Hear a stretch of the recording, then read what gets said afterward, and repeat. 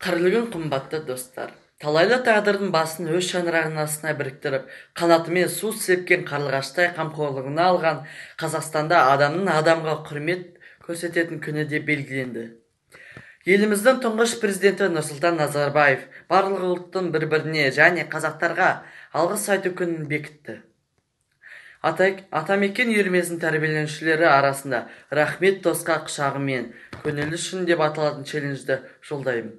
Қазақстан Республикасының алғыс айту күніне орай ұйымдастырылған «Рахмет досқа көңілі мен құшағы үшін» деп аталатын челленджді Талғат Еркенұрдан қабыл алып, Нұрлан қызы Перизатқа жолдаймын. Перизат, сен менімен көп жылдар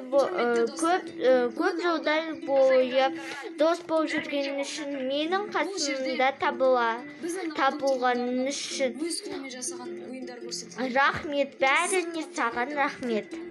Қазақстан Республикасының алғыс айту күніне орай ұйымдастырылған «Рахмет досқа құшағымен көңілі үшін» деп аталатын челленджді Бисұлтан Аярудан қабыл алып, Белхан Арайға жолдаймын.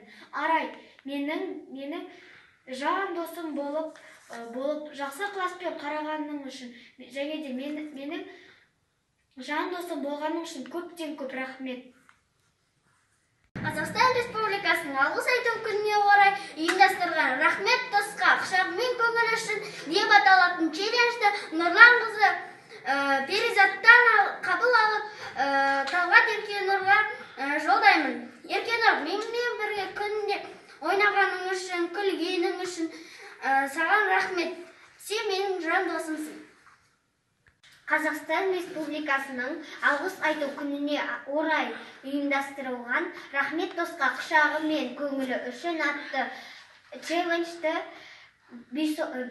Белхан Арайдан қабыл алып, Рысболат Әсемнұрға жолдаймын.